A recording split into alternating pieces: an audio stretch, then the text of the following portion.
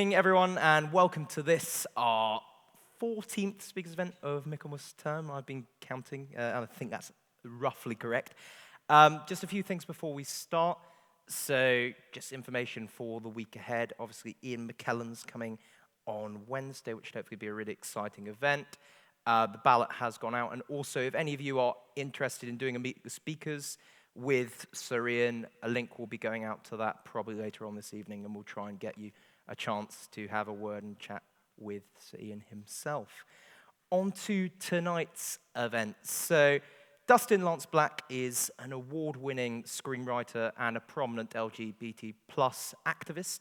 He won an Academy Award in 2008 for his movie Milk, and since then he's been engaged in numerous projects, both in film and in terms of activism, including a docu-series, When We Rise, which went on air earlier on this year. So, without further ado, can we have a massive Cambridge welcome for Dustin Lance Black? Woo! I won't sit down. Amazing. Thank you. Stop. Thank you for having me. No problem at all. Is this your first time in Cambridge? I've never been here before. Yeah, never. No, we were delighted to have you coming here. So, I thought I'd start off by, I saw your tweet today and it said, we're going to be here to share some stories. And I thought it would be quite nice to start by having a chat about your own story and working it through there and then going out to focus on some broader things, some broader issues in terms of activism within the LGBT plus community as well as film. So in terms of your story, I was wondering whether you could sort of set us up with just chatting through your upbringing and your own experiences and how they've shaped who you are. The whole thing. Well, just the a whole potted version, thing. or the edited highlights. Yeah. I mean, I could start by telling a little story. Yeah. That might illuminate a few things. Should I try it? Yeah. No, try it. I've never told this story. I mean, that's I've told like a little bit of this, like a little piece of this story, but never this whole version. I think I was 8 years old, which is like a terrifying age, isn't it? Right? Like you're aware enough of what's going on in the world. Puberty is so far away, and for me, it would probably be another decade or so away. And I was living out in San Antonio, Texas. So for those who don't know, San Antonio, Texas is very southern, conservative, red state. On top of that, my family was a military family, and I was a Mormon. So I was a Mormon growing up in an area where it was mostly Southern Baptists. So I was already like well aware that I was really different, and I knew that difference was something that wasn't so great, mainly because the Mormon prophet on one Sunday had been beamed into our church saying homosexuality was a sin akin to murder. And I already had a crush on the boy down the street. So I was like, that's not going to work well for me. So I was pretty well invested in just hiding difference. Like, if you're different, just push that down.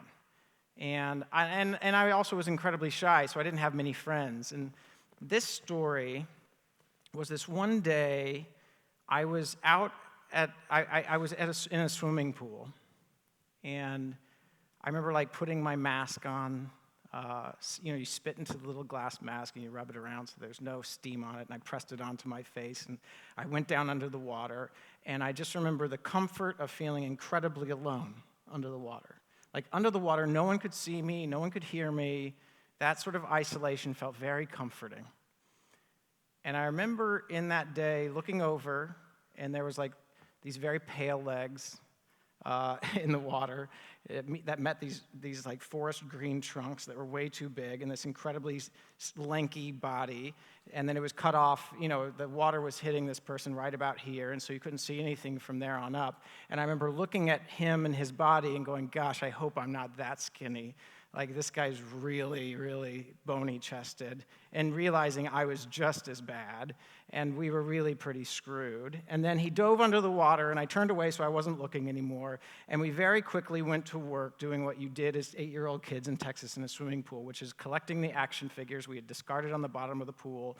He started collecting the good guys like Princess Leia and the army soldier little guys. I knew I would be defeated, because in Texas, the bad guys can never win, the bad guys. And so I was Darth Vader and all of that. And we started to play our little battle out, like we did every single day after school in his like above ground pool, which is really for like working class plus, I guess. You know what I mean? You could afford that, but not a real pool. Still, for me, I was really broke, so like it was really fancy. I dug it. But he really wasn't fighting back. Like, I remember very clearly at one point, there's these G.I. Joe figures, and I had Snake Eyes, and I shot an imaginary laser beam from Snake Eyes all the way over to Princess Leia, and claimed that I had melted her breasts off. Now, normally that would elicit a really bad response, right? He would protest, and Han Solo would fight back, and there would be this raging battle in the pool. This day, he didn't fight back, he just got quiet, and we stopped fighting. And I was like, something is terribly wrong. And he got very, very quiet, and I just sort of ignored him for a bit. I could tell something was weighing on him, but we had a deal. We did not discuss our somethings, those things that really got to us. Right? That was the basis of our friendship, was not to discuss those sorts of things. And then he said to me, I remember at one point he said, my mother thinks I should share something with you. And I was like, holy fuck. I mean, I didn't say that, because a Mormon child was not allowed to say that. But in my mind, I said that to myself, and I thought, you shouldn't do that. You absolutely shouldn't do that. But I was also very shy, so all that came out of my mouth was, oh, yeah? And that didn't stop him. So he proceeded to tell me something, which you're not supposed to tell. And this was this first moment that anyone ever came out to me. But he came out to me. He said, my mom wants me to tell you that I'm Jewish. And I was like, I remember just racking my brain, right? Like, I was already a writer brain, so I was racking my brain for the vocabulary. Like, what is a Jewish? I'd never heard of a Jewish before. I didn't know what a Jewish was. Like, was it some sort of a disease? Could I catch a Jewish? Could I bring it home? Was it terminal? Would it kill my mom? Would it kill my brother? Like, we had enough problems as it was. I couldn't bring a Jewish home, right? So I got out of the pool, and I started drying myself off. And I thought, well, we shouldn't discuss this any further. I looked inside. I saw his mom inside. I wonder if she had a Jewish. She was staring at us with too much curiosity. And I started asking questions, because sometimes curiosity gets the best of me. Right? I'm amongst friends, I think, in that department. And so I started asking about what this was. And I quickly figured out it wasn't a disease. It was something akin to a tribe. And I knew I had a tribe of the homosexuals I had heard about in church. And I knew you were supposed to keep that secret. And I was curious why he didn't keep his damn tribe a secret. And I wanted to know what it was. And then he told me they didn't believe. They thought that the Old Testament was fine, but the New Testament was, cute, but probably baloney. And I thought, oh, that's interesting, because in my church, we have the Old Testament, the New Testament, and everyone at school thinks my Book of Mormon is baloney. So I can sort of get that some people think other people's testaments are baloney. But I thought, at least he must be a Christian, right? Because that's what I was able to tell my friends at school. And they usually would leave me alone after that. So I said to him, I was like, well, at least you're a Christian. And he was like, no. Not that either. And I was like, well, what about Christmas? And he's like, yeah, we don't have Christmas, we don't have Jesus, we don't have Christianity, I'm a Jewish. And I was like, what are you even talking about? What do you fill your year with if you're not celebrating Christmas? That's all I think about. That's all we do is presents. I got very, very upset, and I decided what I was going to do was try to become a missionary. Do you know Mormon missionaries? Like, I'm 8. I had 10 years to go before I'd be any good at it. And so I thought, I got to try it on. He's my one and only friend. I cannot lose him today. And so I proceeded to tell him that a young man named Joseph Smith in New York walked into the woods, and God and Jesus visited him and told him that all of these native people, good native people with white skin and bad native people with dark skin, got in these wars in the Americas, and Jesus had come over to visit them after his crucifixion to say, hey, I'm not leaving you guys out of this salvation thing. Because I thought Troy must have become a Jewish because he thought, well, it's not fair. How could you only, go to heaven if you believe in Jesus? But Jesus only visited one part of the world. And I said, no, he visited the whole part. They just hadn't read Joseph Smith, the kid who found these books in a forest in New York, if they just read that, they would know he came and visited everyone. And now it's completely fair, so you should become a Mormon Christian. And he wasn't buying it. And he said, well, what are we, and so I added this extra benefit. I said, no, you don't understand. Like, there's also this thing, like if you decide to be a good Mormon Christian and leave behind your Jewish, you also get a perfect body in heaven. You get to bring this body you have here on earth up to heaven with you. And I remember we just both looked at our terrible, skinny, bony little bodies, and we were like, if the purpose was to come down here to get a body, we've gotten royally screwed. Like, does that mean that heaven's going to be as bad as earth has been? He didn't want this business that Mormons say, that we come down here just to get a body, because we both had bony bodies that were far from puberty, and he wasn't buying it. And I just remember he finally, after me begging him to let go of this thing that was just far too different, me explaining I was already catching hell for being Mormon in a Baptist area, that he was going to become an absolute pariah. This was dangerous for him and his family. And he just got up and he shuffled inside and he said, see you later. And I remember the look his mom threw me through that sliding glass door. And I didn't quite get it yet. I got on my bike that was in the front yard, crappy old bike, and rode home in tears, because I started that day with one friend, I ended that day with no friends. And it's because I had been taught that difference was bad, that it's something we should hide.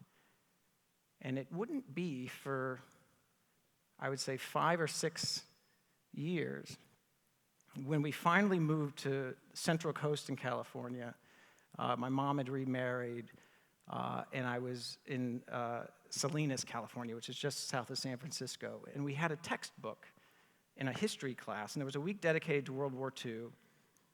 And in that book, by Friday, we got to the page that had these symbols in it. And in it was a yellow Star of David and an upside-down pink triangle. And for the first time in my life, I had a teacher explain to me what Jewish was, and also what had happened to the Jewish people in World War II, and what that Star of David meant when it was sewed onto their clothing, and the torture that had taken place, and the murders that had taken place. And I started to think in that moment, it was a big moment for me, I realized that shuffle my friend Troy had done into the house wasn't shame. It was that he knew he was losing a friend too, but that there was something about his difference that was worthy of struggle, that there was some value in it, and that look that his mother gave me was protective of that difference because it was valuable, and there was value there. And I started to think of difference in a different way. What I wish had happened in this examination of difference is that teacher had told us what that pink triangle meant. And that teacher never told us what that pink triangle meant. The textbook didn't tell us what that pink triangle meant. I probably wouldn't find out what that pink triangle meant for years. But eventually, as I became a teenager and started going into San Francisco, I learned that, of course, my tribe and my people had suffered alongside Troy's tribe and Troy's people. If I had known, if I had been taught that difference was okay and difference was valuable, taught that examining difference was okay and valuable, that difference is actually where we can derive our power. It's what might make us unique enough that we can be a unique voice as an artist, that our perspective might bring value to law and to science as an outsider. If I had known that, I would have ended that day stronger with Troy. And particularly, and I think this is most important to pay attention to right now in the world, if I had understood that there was a brotherhood of differences, that people who are outsiders and people who are different have something in common, have many things in common, that I had a brotherhood with Troy, I would not have ended that day riding my bicycle home in tears, feeling isolated and alone and weaker. I would have ended that day far stronger. And I would say that's one of the stories that was formative for me. One of the stories that set me on a path to understanding the power of knowing who our outsiders are, what the value of being an outsider is, and in the end of the day, what is the power of story? What is the power of story to give strength, to create coalitions, so that we can push that arc of history closer and closer to justice? So, from there, we get into maybe some of your questions, which is within the next few months, I would discover the story of a man named Harvey Milk. Yeah. No, exactly right. And that was what I was going to move on to after that. So, obviously, Was that the longest answer you've ever had to a question? No, we had Caitlyn Jenner talking about her book. No, sorry. I don't have a book out yet. That's an in-joke for which we had before this point. But no, I was going to reflect a little bit on Milk, and also this remarkable career you've had of bringing together these theatrical pieces with activism and with politics and how they intersect. And I suppose the question I have there is, do you feel that theatre, and what is it which gives theatre and drama and film this power to play a role within activism and within the political space? I think that at their best, both worlds succeed when we tell stories that are targeted not at the mind, but at the heart. And some of that is having been able to put projects on the stage, on the screen, but also being able to tell stories in a court of law. I mean, we took a case to the United States Supreme Court for marriage equality. In all of those places, if you want to move the needle, if you want to change laws, I don't think the best arguments to be made include anything like statistics, science, the Constitution, or law, even if you know they are on your side. And they likely are on your side. But that's not how you're going to move the needle. If you want to change a mind, you need to tell an emotional story. And I think the most valuable form of that story, frankly, has nothing to do with what I do. The most valuable form of that story is the one an individual tells from their own experience across a dinner table or at a bar or at a coffee shop. That's the best, most potent form of storytelling there is. Second to that is being able to tell a compelling emotional story on the stage or on the screen that shares a real experience or shares an experience that's authentic enough that it feels very real, that it can move people, because I think the heart is the way to change a mind. And then, once you're having that dialogue and you've gotten out of your heads and you're starting to connect as human beings, sure, open up the dialogue about the Constitution, about law, about science, about statistics, whatever that might be, fine. But it's not a great place to start. No, and I don't know, we've looked back at that first story you encountered, that story of Troy when you were 8 years old. Which other sort of storytellers within the theatrical space have sort of changed how you think? Which other filmmakers or have been influences on you and have made you think in a different way? Well, oh gosh, that changes weekly. I mean, as I watch, as I watch new projects, I would say early on, one of the filmmakers I saw who was formative for me, because I grew up listen, has anyone seen Stranger Things? Okay, like I'm gonna date myself, but I'm those kids' age, right? They were all born, mid-70s. So was I. Everything they're experiencing, I was experiencing. The kinds of movies, the things you see them watching, it's all really pop, isn't it? It's all like really, we were talking about Ninja Turtles and Jaws and Karate Kid and blockbuster films, and that's about all you saw. And then I, one day, went into the video store dressed a lot like those kids on those bikes with the little headlamp. And I rode my bike over there, and I got up the guts to finally rent a movie that I was certain was gay porn, because it was called 400 Blows, and it had a cute boy on the cover. And I like snuck my mom's the VCR into the bedroom, got the TV in there so no one could see. I mean, no one was home anyway. Like, I wasn't going to risk it, but I was doubly safe by putting everything out of view if anyone walked in. I popped the cassette tape in and watched it, and it was Francois Truffaut's masterpiece, 400 Blows. There were no blowjobs. I was slightly disappointed. I was very disappointed. But it's this movie that's about regular people in this family that's like this, middle class, working class, whatever you call it, family trying to survive, and they have their troubles with fidelity, and they have their troubles, the fights within the home, and it's this young guy, kid at the center of it all, and his struggles with it. And I was like, who knew you could make movies about like real people, about people like me? I was in a house that was suffering with a lot of, internal turmoil at the time, and I felt way less alone in the world. And at the end of the movie, I was in tears, and I thought, gosh, I want to do that for people. I'd love to help people feel less alone in the world. Like, that was a lot more satisfying than, Teenage Mutant Ninja Turtles.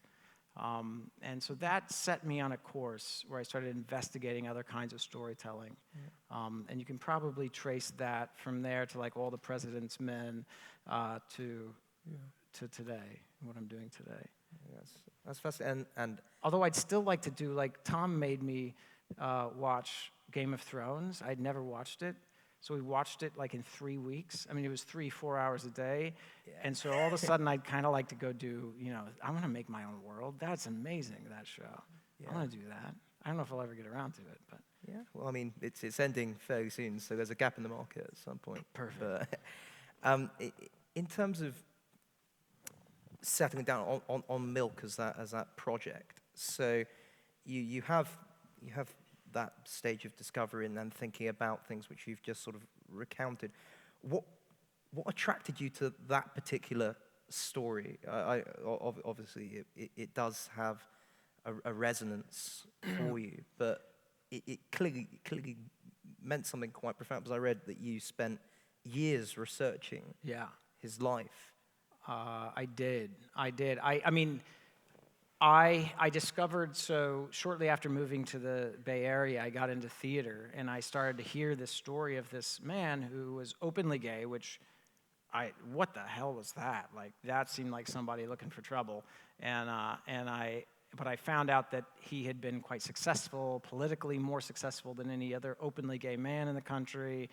And people seemed to really be, especially the gay men I was meeting in the theater world, who were facing an epidemic. They were facing a plague called AIDS at the time. They were still drawing hope from this story.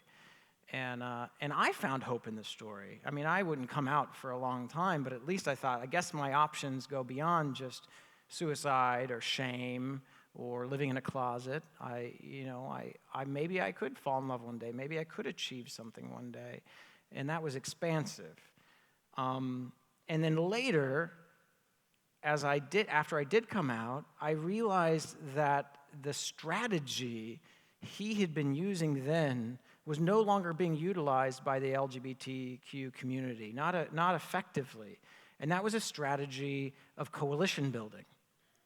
The guy didn't investigate his difference, figure out how different he was, and then push everyone away and say, I don't want any of you guys because I have my difference and I have my people, and, piss off. No, he went out and he built coalitions. He reached out to the lesbian community. I mean, we think of this as one community now, but it wasn't then. He then reached out to the senior citizens in San Francisco who were having trouble living in the city that they had built. Then he reached out to racial minorities in the city who weren't having their votes equally counted. They weren't being equally represented. And he reached out to the working class union truck drivers who weren't being paid a living wage. And he said, what can we do to help you? And he built a coalition. And with that coalition, that he called the Coalition of the S's, he started winning, even at the ballot box. So you cut back to like 2006 when I'm working on milk, and we're losing constantly, LGBT people.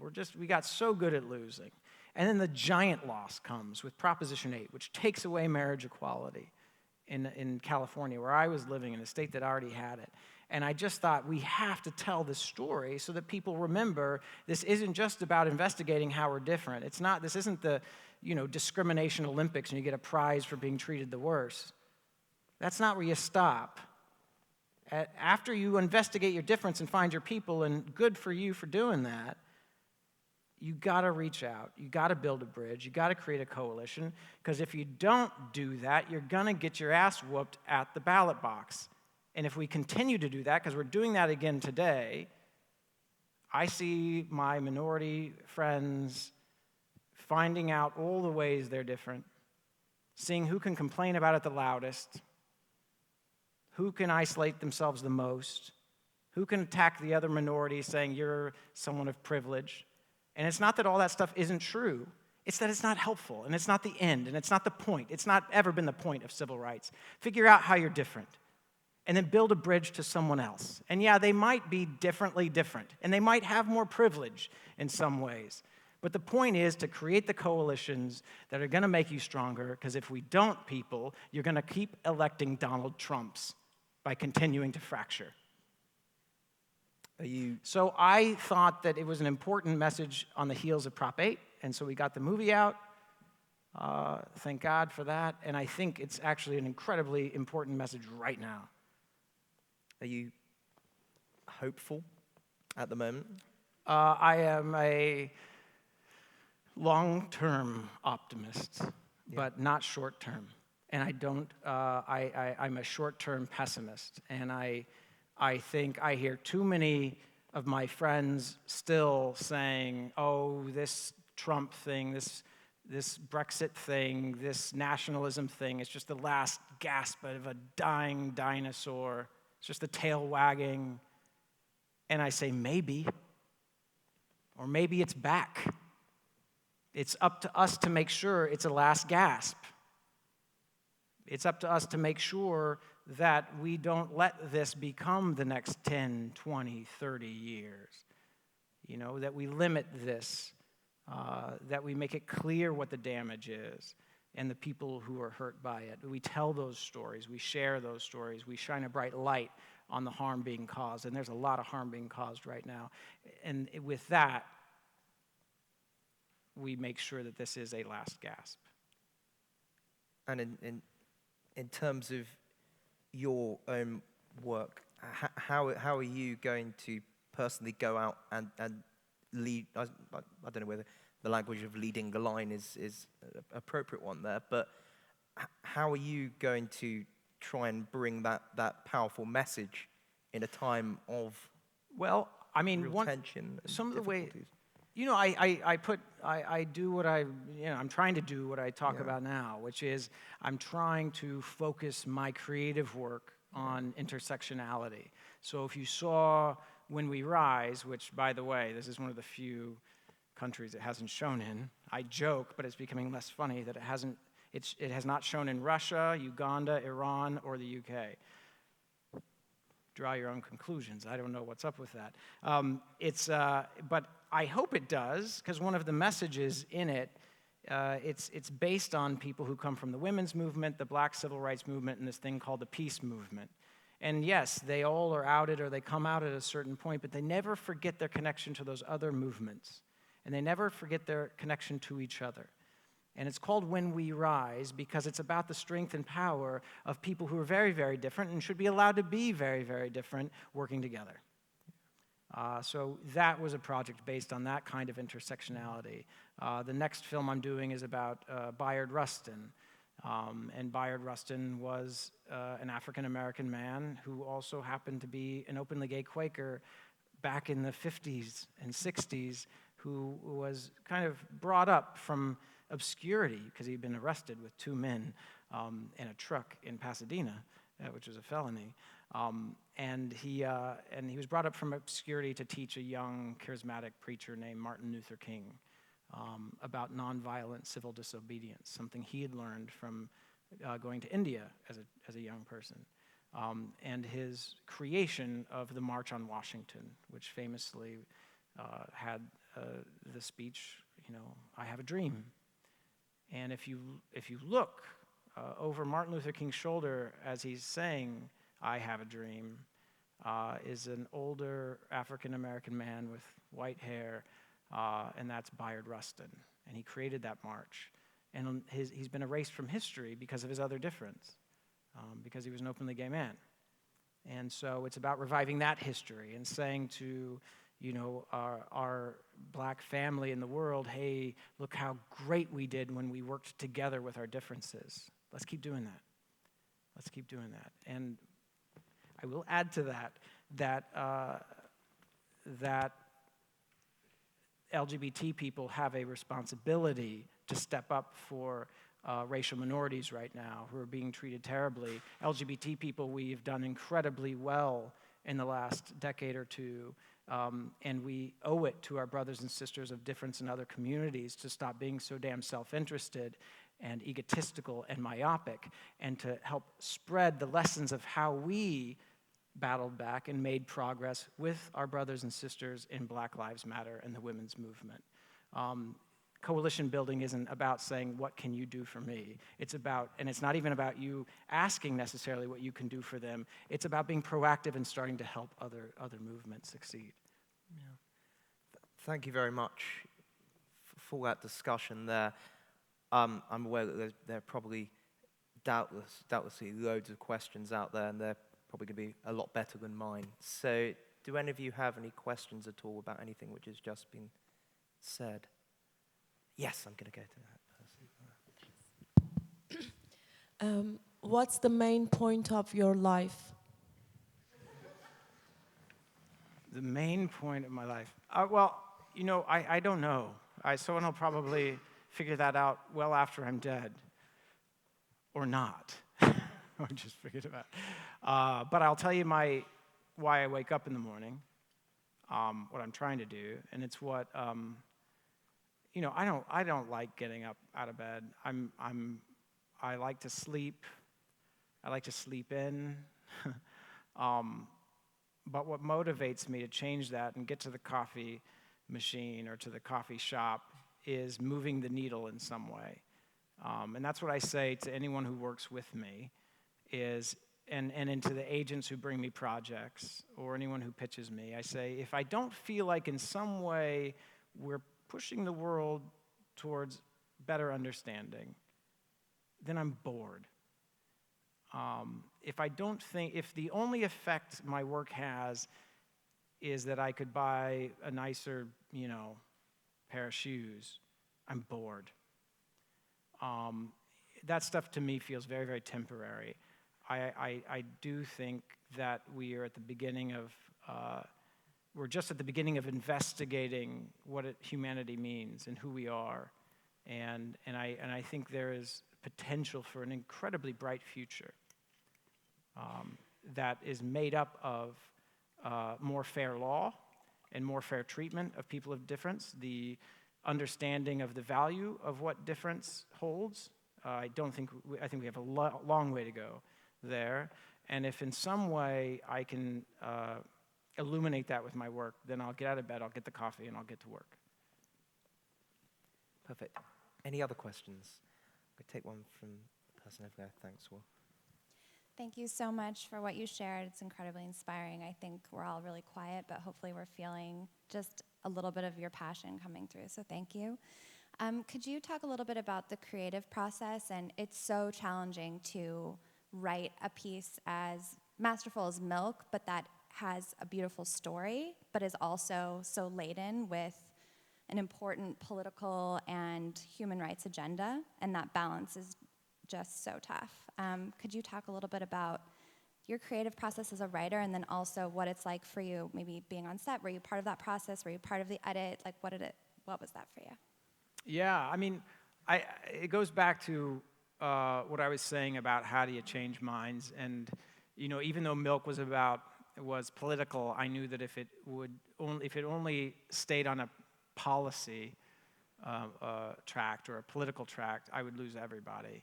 And so that's when I really dug into the personal stories. It needed to be personal. There needed to be this makeshift family.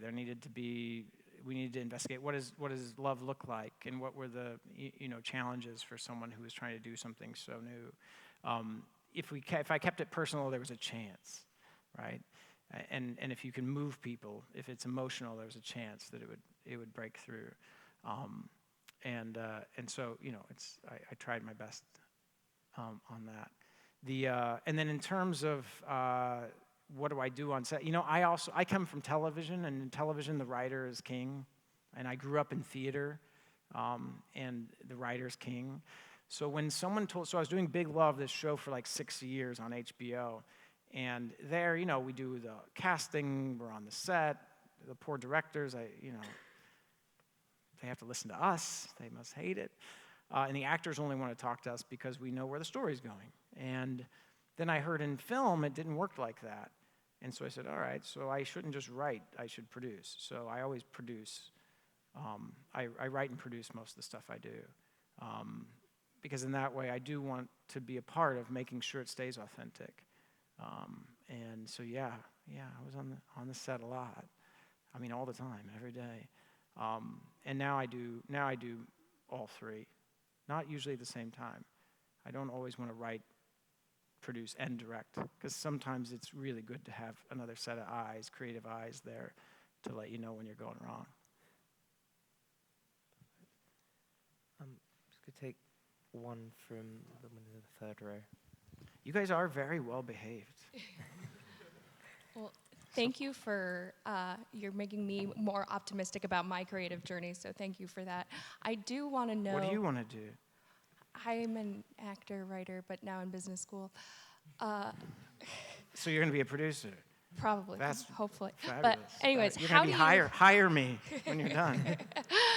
How do you handle Hollywood is known to be a terrible industry. Yeah. And I think people outside of... What do you mean? It sounds so great in the news lately. And people are finally starting to realize how really terrible it is. How do Yeah. you maintain your optimism and kind of your noble goals with all of that around you? Well, I mean, listen, right now, what's happening in Hollywood is great right now. Let's be honest. We're getting rid of some pretty horrible people. And it's about damn time. It's like the casting couch has been a real thing in Hollywood forever. And it's about time that's over. And I'll tell you, the vast majority, and I mean the vast majority of people in Hollywood come to Hollywood with their hearts. They're there because they're passionate. They're there because they care. They want to share something. And we are asking these people who come, actors, writers, directors, we're asking them to be incredibly vulnerable. And I think it's hideous that there are a small group of people who are taking advantage of that vulnerability because of their own illness. And they need to go. And they should never be allowed back. And that helps the process. Most of Hollywood, it makes us uncomfortable. And by the way, some of the people who have done these horrible things made some great films, and we're going to miss that. But it's about time. I do not want anyone coming to me saying, you have to audition this actor or an actress, and me have to worry that something horrific happened behind the scenes. We don't want that. It is hard enough to make good films and television shows with the best of intentions. With the hardest work and the most talented people, they still most often go horribly wrong. So we don't need that element. And to anyone who's looking to get into film and television, take heart that Hollywood is finally holding the people who've been doing that accountable, and for the first time it looks like there's ramifications, and understand that I won't give it if I had to guess a percentage, although I'm around a lot of smart people who are going to want data, but if I had to guess a percentage, 99% of the people there are happy that this is getting out of our way, because they're really good people, and they do come with their heart. And for the most part, most of the people I know, and certainly the people I work with, lead with their heart and are trying to do good things. Bring it. and especially bring people of diversity to Hollywood.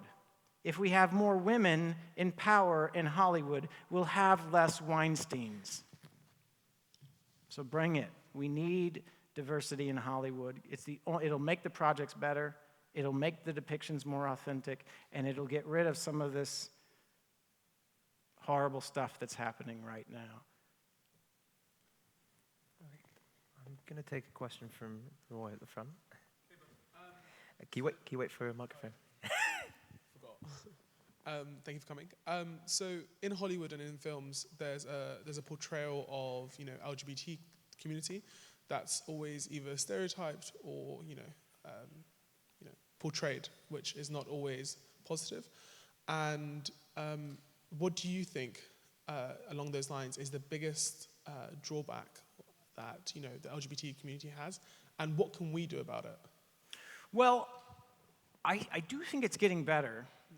I mean, I thought Moonlight did a pretty good job. But what happened in Moonlight? You had people who had lived that experience, writing and directing that experience. And even if you had a straight director, he surrounded himself by people who had lived that experience, right? As writers, directors, we don't have to have lived everything we depict. We'd have to have massive writers' rooms, right, for that. But we shouldn't be so arrogant to think we can do it in a vacuum.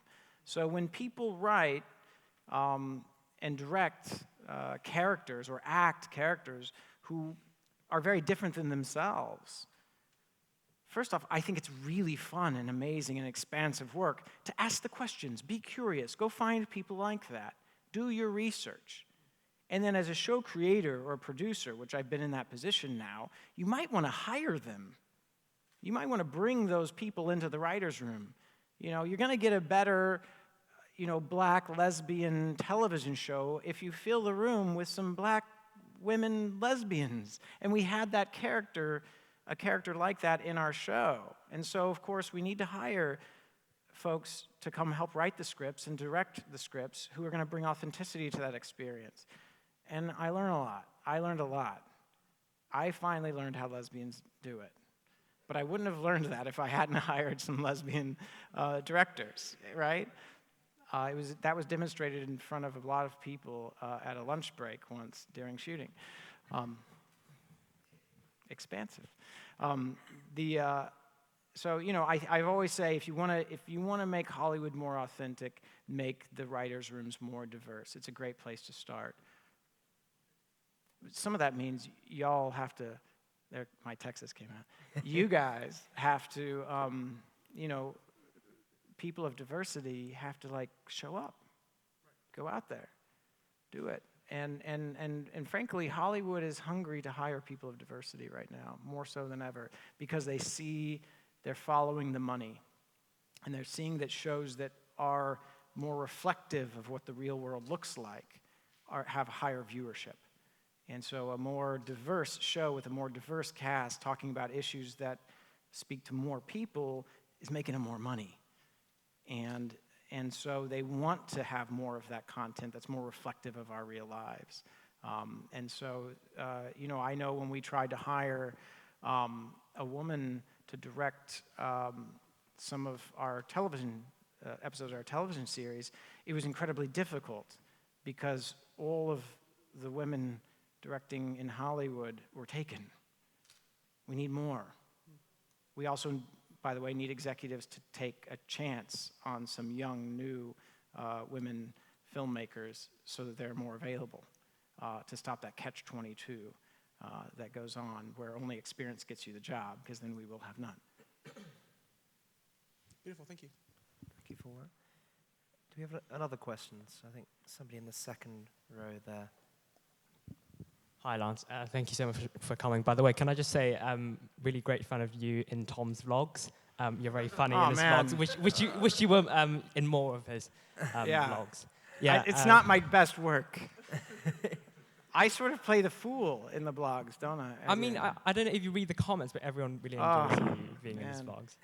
I know. No, I just wanted to ask, do you worry that the Facebook bubble phenomenon would sort of impact on maybe how sort of how effective storytelling through, film, drama and stuff might be impacted because, maybe, for example, we're seeing that a lot of the time sort of very progressive shows or, films are being shared sort of in maybe just liberal circles. Do you worry that impacts the sort of the effectiveness of your So storytelling?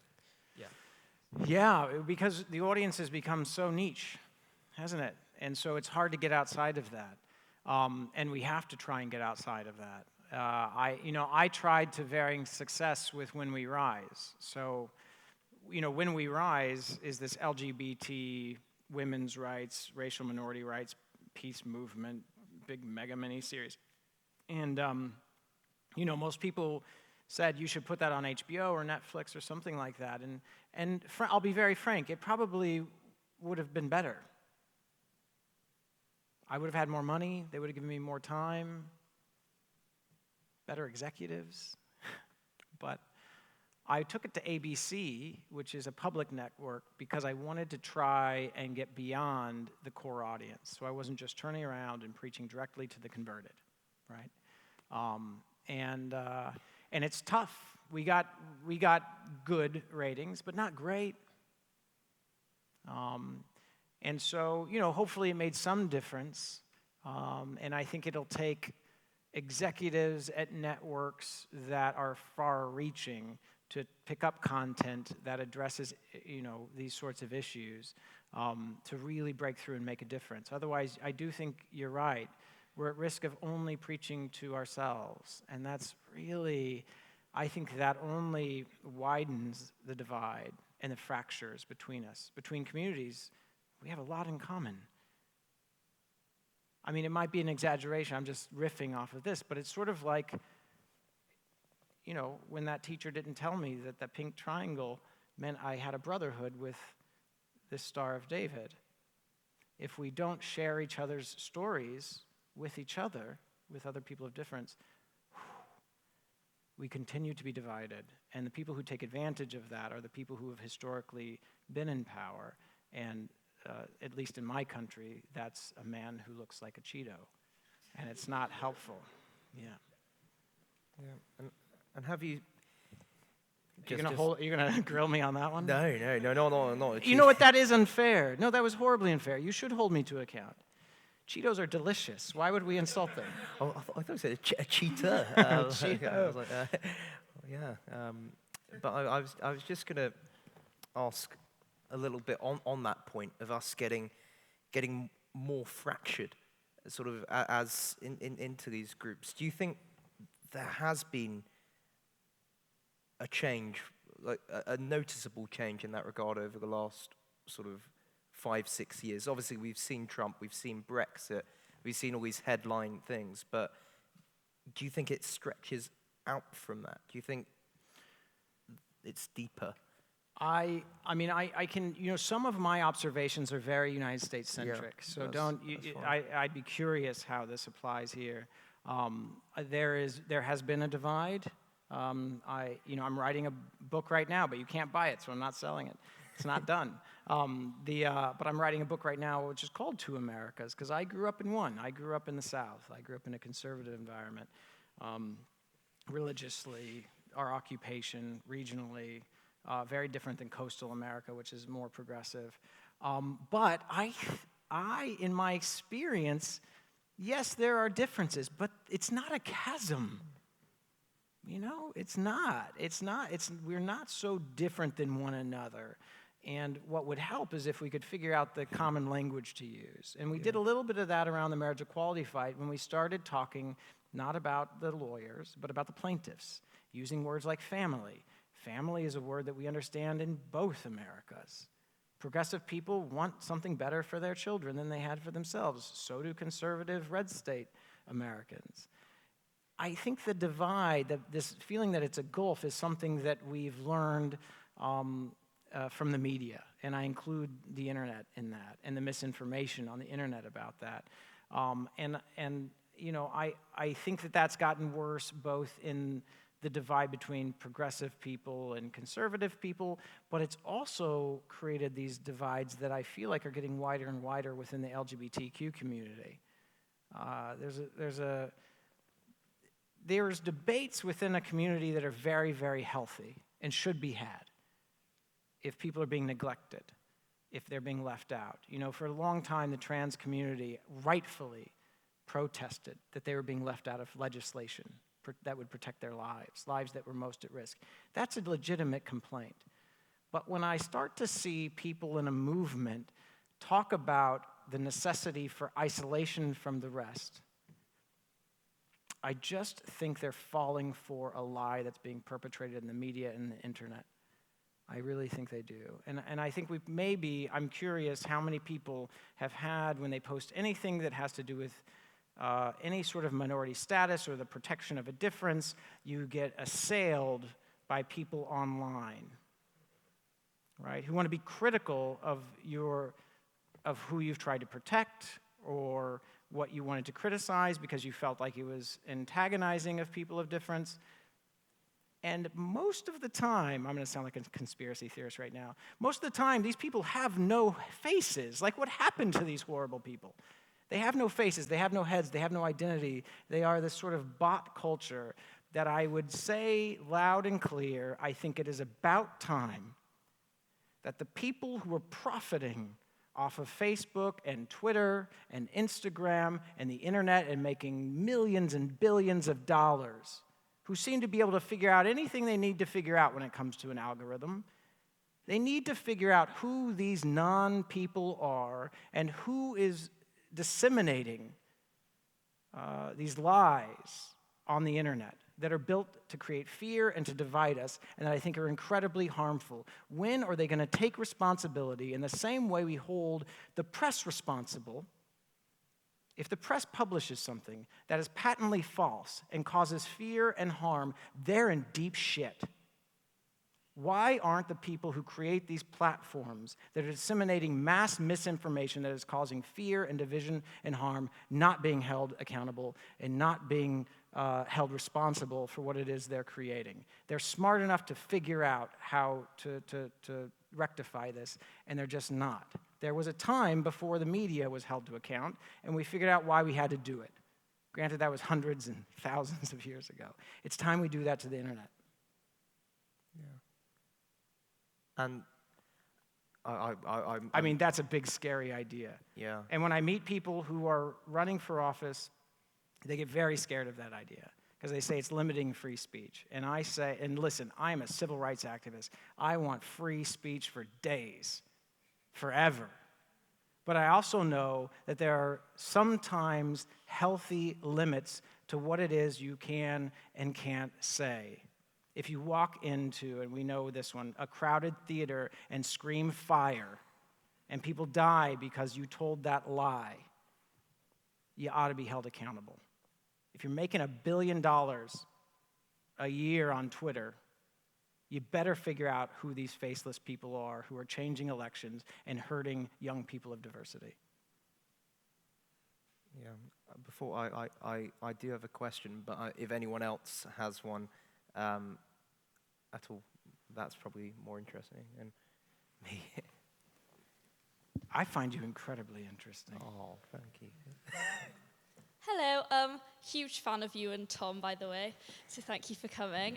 You're clearly a very emotive and passionate speaker, so I was just wondering if you've ever thought about running for president or going that kind of route, because I'd vote for you if I could.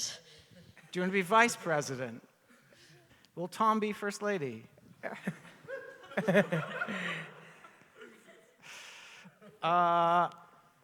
You know, there's been times that I've flirted with the idea of getting into politics, but I still, right now in my life, feel like the place that I can help the most, and this is from talking to some of my friends who are in politics and are elected officials, and their big complaint is, listen, I want to do that. I would love to co-sponsor that legislation. I would love to vote for that, but I can't. I'll lose my election. Or I can't because it's not going to get any traction, and I'm going to lose these fundraisers, or these funders, I mean. And I'm mad at them because I think it's not courageous and it's not leadership. That's another. I'm not going to change them as much as I try. What I can do is try and change the culture and make their job easier, right? What I can do is try and move the needle a little bit in terms of the acceptance of certain people, the understanding of certain people, so that they can open up the paper and say, oh, wow, 60% of the United States now approves of marriage equality? Well, that's a lot easier now to get behind than when most people were against it. So if I can continue to do what I'm doing by telling these kinds of stories and make our elected officials' jobs easier, I feel like I'm doing something. And so for right now, I'm going to keep doing that. Perfect. I think there's one down here. Hi, just wondering, what's your relationship now with the Mormon Church and just like your sort of religious background generally? Well, they do not like my gay marriage or my addiction to coffee. That's not good with them. But I'll say I haven't talked to them in a little while, like a year or so. But I did I worked on a documentary called 8: The Mormon Proposition, which just followed the money around Proposition 8. Who was paying for this proposition that took marriage equality away in the United States, and it all went back. Not all. Most went back to the Mormon Church. And so we did that documentary. I'm sure they liked it about as much as they liked Big Love, which was about fundamentalist Mormonism. They didn't like it at all. But they called me up. I mean, they're smart. Listen, my people are pretty bright, my Mormon brothers and sisters. And they said they wanted to have a conversation. And of course, I think then it's my obligation to put my feet where my mouth is and to walk on over there. And so I went to the Joseph Smith Center, which is like the headquarters of the Mormon Church, and sat down and had a conversation with some of these people who are in leadership positions in the church. And they invited me to the Mormon Tabernacle Christmas Spectacular. And which is like the Mormon Oscars, right? It's like a big deal. They do the big Christmas show. It's televised across the United States. Their big choir. It's awesome. And they and I went and I brought some guests, which were some other gay and lesbian people, and who had kids and family, and and I think they just watched them. And afterwards, one of the elders was walking with me, who I'd really come to care for. Older guy, white-haired guy, and he took my hand and he said, Brother Black. And I said, yeah. And he said, do you ever want to have a family? And I said, yeah. I mean, I'm not in the church anymore, but I still grew up Mormon. Like, I want 20 kids. Hope you're ready for that, Tom. I do. I was like, yeah, of course I do. And he got really teary-eyed. It was a really remarkable moment in my life. And he just said, boy, he thought that this was all about deinstitutionalization, sort of breaking down marriage, deconstructing marriage. And marriage, if you understand the Mormon religion, marriage is really at the center of the religion. And the purpose for being on the planet, besides getting this body, it's also building a family that you take back up to heaven. That's the idea. And so marriage is critical to them. And he thought the gay people were just trying to break it down and destroy it. And when he realized by watching this lesbian couple that has kids and talking to me about it, it started to light something up.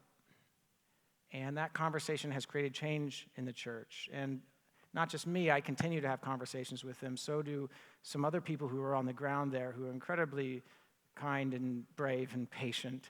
And we've been watching the Mormon church shift on these issues. Being gay is no longer considered the sin that it was. They still don't think you should act on it, which we have to have some more conversations. But it's not sending you straight to hell like it used to.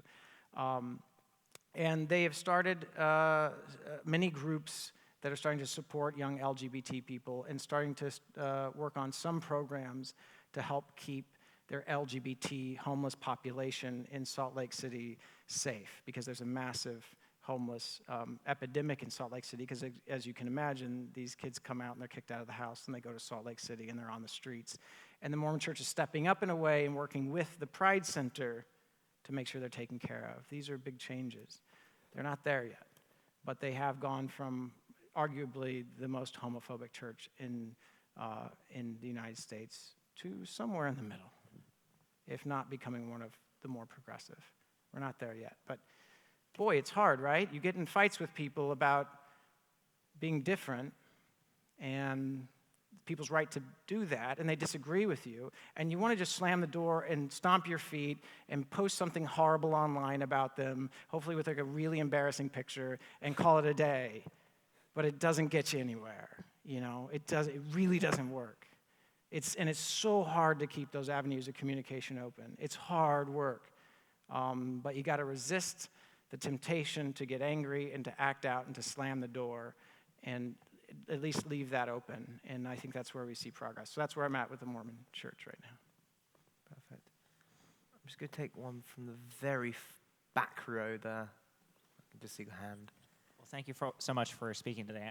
And I think you're right that a lot of progress has been made, but in certain areas, especially say in the U.S., you know, people seem to be really willing to vote for the Roy Moores of the world who, you know, have done all these things and yet, you know, cling to, because they believe that, you know, quote, biblical morality or character matters so much, and yet are still able to feel that, you know, that they're going to vote for people with, you know, who have done things in their own life that are, you know, perhaps questionable based on sort of what traditional Christianity believes, seemingly because they care so much that, you know, gay marriage should be reversed, or or certain social issues should be changed, or how do you get these people who are willing to hold their nose and vote for people like Trump because they seem to be so against marriage equality or so against these bathroom bills or whatever imagined fears are they have, and how do you reconcile that? Because they seem to be really able to go to the ends of the earth and forget everything else just to vote for, you know, pretty crazy people in order to fight and how do you get these hardcore, a lot of, you know, Trump was elected, how do you get them to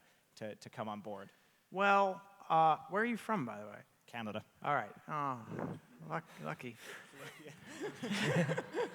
Good for you. Oh, man. Justin Trudeau. Don't listen to that. He's so cute. Sorry, Tom. Yeah. Quite a little superhero. You know, I'm not a politician, but I'm going to say I think that the people who truly are voting out of animus, you're probably not going to convince a lot of them to change their mind. I have some of those in my family, and I have a lot of people who voted for Trump in my family. I would say probably of my extended family most. But most didn't vote out of animus. They just didn't. And I think that's a little bit of that is also a media lie. And it's a little, they're being a little tone deaf. People often vote for what they need, what they personally are lacking. And I think that the opposition party in America, whether it's independents or Democrats, had got to figure out what it is certain people in the Rust Belt, down through the Appalachian Mountains, across the South, in Texas where I lived, my people, what is it they feel they don't have right now? And how do you help them fix that? And I'll tell you, they didn't present, and I was out there I was trying to beat this guy, but there wasn't a vision put out there that solved their problems, that addressed their problems. And I'd say the number one problem when you actually go out there and listen and talk to these people is, how do I put my talented young kid through school? Because my job doesn't pay what it used to. My union's gone. You know, this tech advancement has gotten rid of this career that I thought was going to be able to put my kids through college and school. So how are we going to figure out that? How are we going to figure out a new economy that doesn't leave so many people behind? That's what's really going on in the South. That's what I think people were really voting for. The ones who are voting out of animus, fuck them. They're assholes, right? But I do think that's a minority. I think the press likes to spin it as a majority because it's a great story, because it's anger, it's us against them. But really, we got to figure out how to not leave people behind. And if the only thing anyone gave them in this election in America was "Make America Great Again." By the way, good slogan for people who feel like they're left behind. They don't understand the racist sentiments behind that. They don't understand what that would mean to dial things back, what it would mean to minorities. To them, it just sounds like a more hopeful time. So come up with a very clear way and a plan to make America great in the future, not again, and maybe they won't vote for dialing the clock backward. Again, I'm not running for public office, but that's my opinion. I think we've got time for just one more question. So I'm going to take it from the woman down there on that bench. You were talking earlier about the responsibility of the LGBT community to people in sort of ethnic minorities to advance like recognition and rights. Do you think that anyone who's part of any sort of oppressed community, be that LGBT or racial or whatever, do you think everybody has the responsibility to be an activist? Or do you think some people don't have to do that? They can just kind of go on and live their lives without any activism? Well, I mean, I guess it depends on how you define, activism. I think we have a responsibility to our fellow man. And I don't think it means that everyone has to get out in the streets and march, although that would be really helpful if they did. I don't think it means everyone has to, go into politics and write legislation. I don't think it means necessarily that, or form a foundation. Not necessarily that. But activism, as I said a bit earlier, the most effective form of it happens in the most intimate settings. I think it happens in those conversations that we have with our own family. I think it happens in, if you're here at school, in the ways that you reach out to another group, that you might help another group. It might not feel like activism to show up to the bake sale of some other organization, but it is. You're building a bridge. So I kind of do think we have a responsibility to cure this sickness. I think that our humanity is sick right now.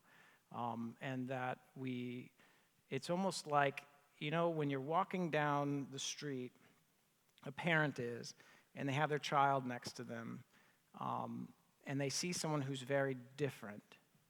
And, sometimes there's someone who's legitimately dangerous. They have a knife, or they're so drunk they're going to run into you. But most of the time it's just something of difference, and that parent pulls that kid in a little tighter. I think that's almost akin to a mental illness. It does us no good. It's fear-based. It's robbing us of opportunities to learn and to become expansive and to understand more. I think we have an obligation to help the world. If the world is this child, as individuals, we have an obligation to say, who is that? Why is their skin a different color? Why is their hair longer? Why are they wearing that? Why are they singing that song or saying that prayer? Should we find out?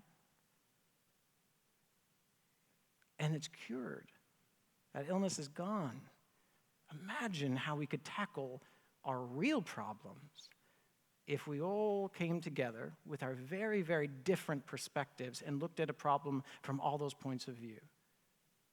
Oh my God, humanity and what we could become would be limitless.